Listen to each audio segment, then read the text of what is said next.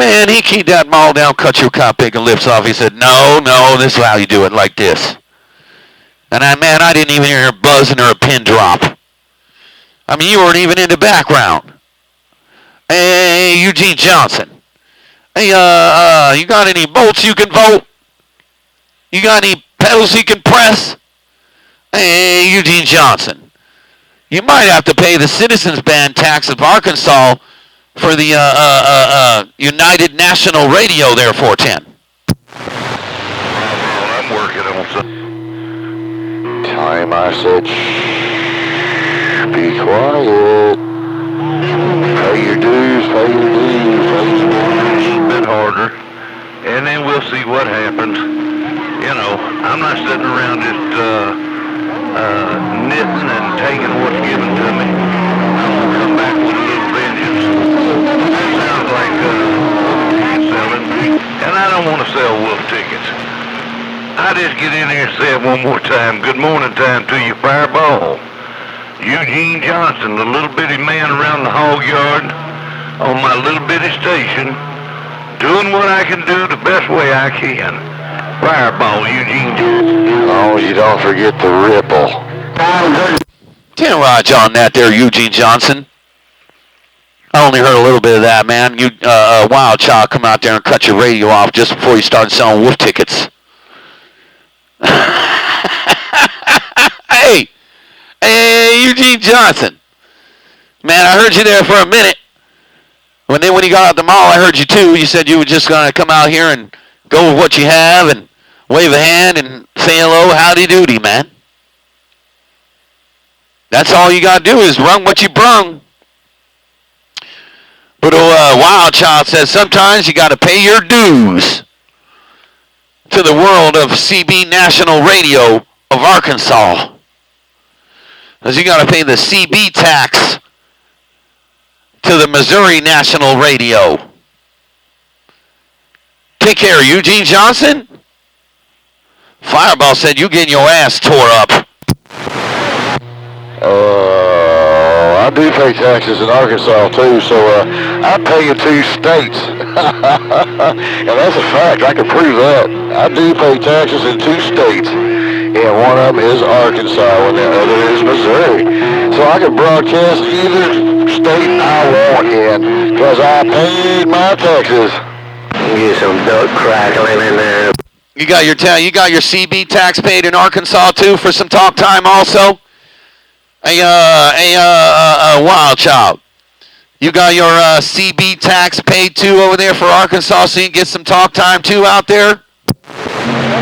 Oh yeah, man, when you pay your property tax, you go down there to that breakdown of what all them charges are for.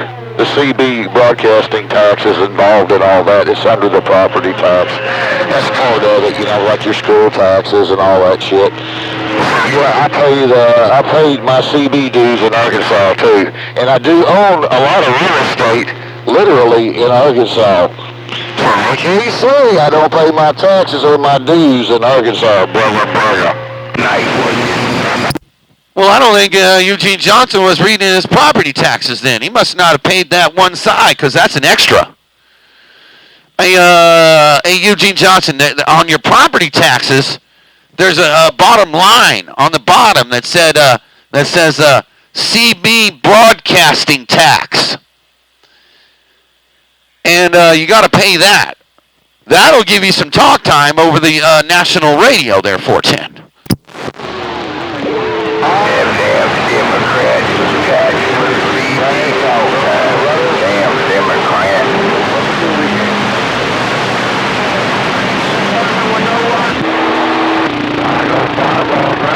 Again this morning. Illinois, 197, sir. Rough Rider. Yeah, hello there, 197 out there around Illinois. Fireball's going to wave a hand at you too, man. And I heard my friend MacGyver up there around the lakes there earlier there, but, man, that kind of being a Wild Child damn had a hammer in my radio. But, hey there, 197, Fireball's going to say, hey, hey, hey. Hey, Temple, Fireball. Hey, Fireball. Hey, Fireball, let them know this box is up for sale. This box is up for sale because I ain't got room to bring my new box in. I got to get rid of this one. The station of modulation, and it is for sale. Very reasonable. Yeah, I heard you talking about it yesterday, man. Yeah, I mean, that ain't a bad deal. What, like, I think you wanted, what, 61 or something for it? 5,500, and can do a package deal to throw in a driver if they need it. Yeah, I've seen videos on that thing, man. That does more than this. Cause I've seen that thing do some watts. Right now I'm just loafing, man. I'm loafing around 4,000 bird while I'm talking. It's holding 4,000, but if I stay on here a little bit longer and keep it keyed up, it just goes over to the corner and stays there. But yeah, I'm loafing it now. I'm taking good care of it. I got it fixed, and I figured out the problem. It had a crazy tube in it, wanted to do some wild shit. But if I put this driver up on high, yeah, you want to see some watts.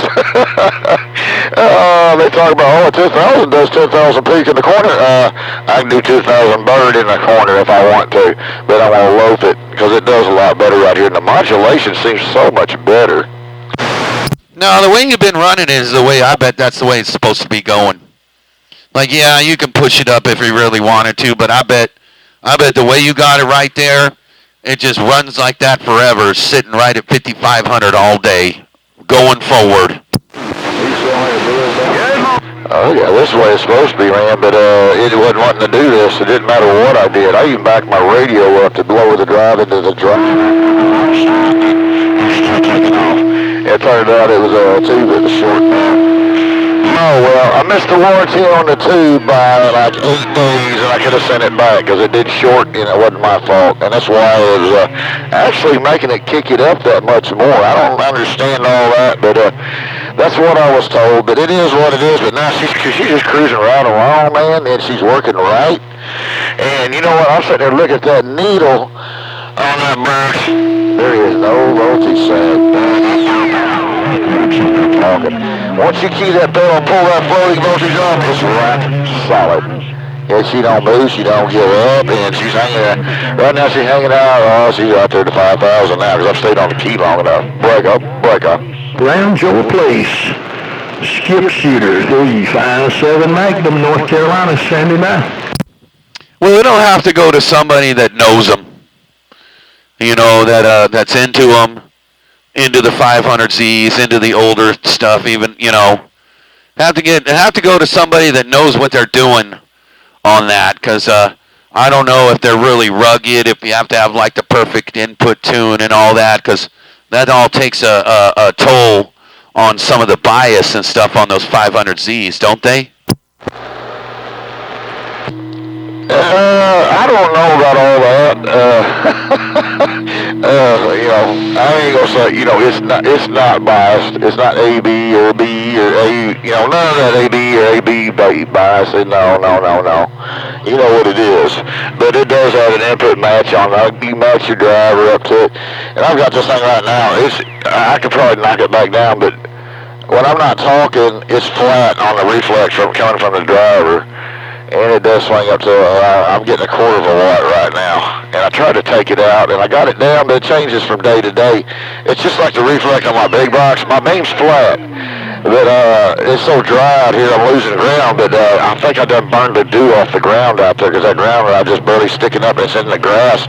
And then when I first started talking, that grass is wet, so it's finding a good ground. And I only got like 1/4 watt of reflect. But once I key this cotton picker down about 4 or 5 good times, it jumps up, you know, it climb up there to 4 or 5 watts, but it's dry. I just need to go out there and piss on that ground rod. Shoot, I saw Radio Man 445. He was showing everybody a secret today.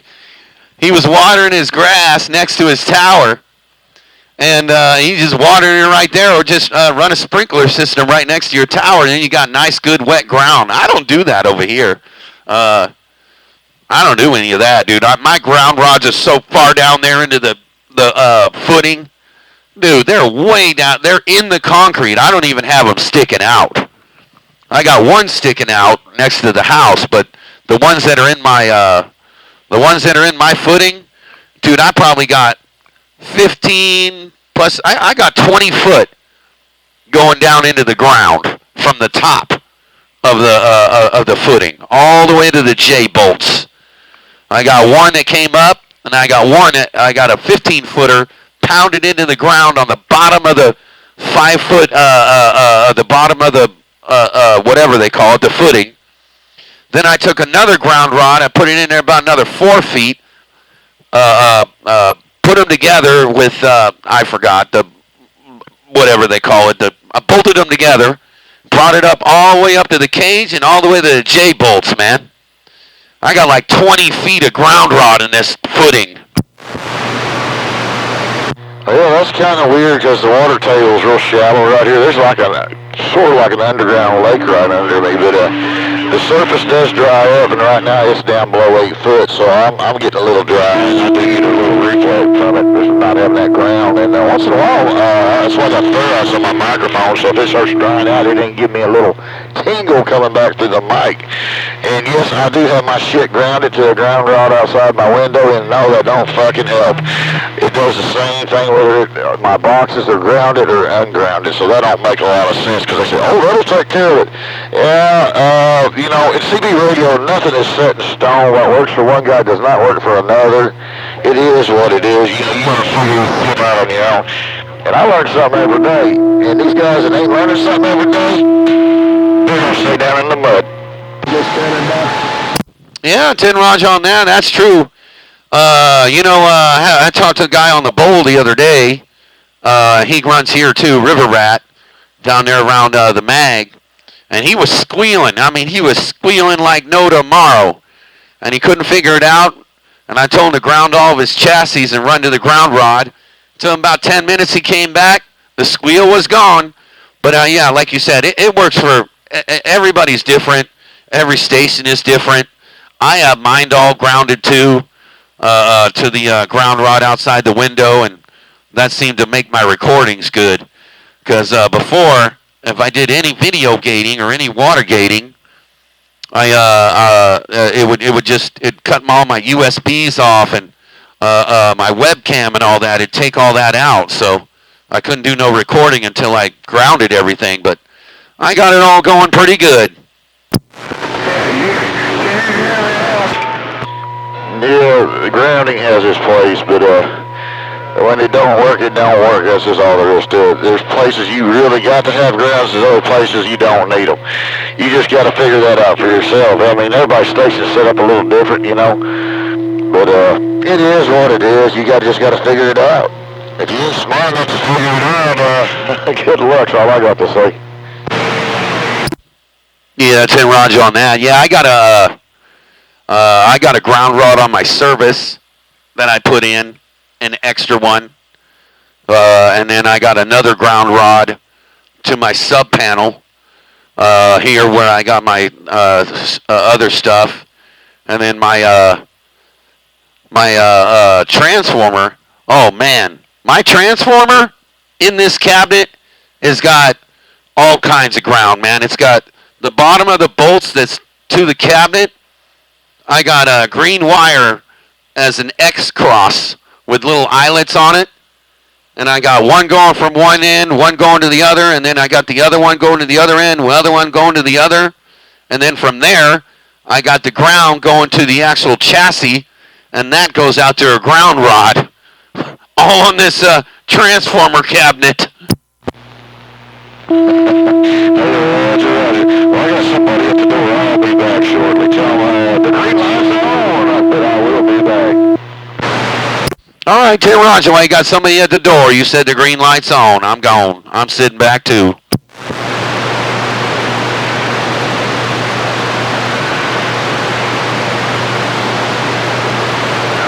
I got to go check on my, whatever they call it, my battery charger that I'm charging a jet ski on. I want to make sure it's done. So I'll be right back. Fireball's back out. Hey, Eugene Johnson, if you're still there, I'm waving at you. Hey, sir, warning, be sure to leave.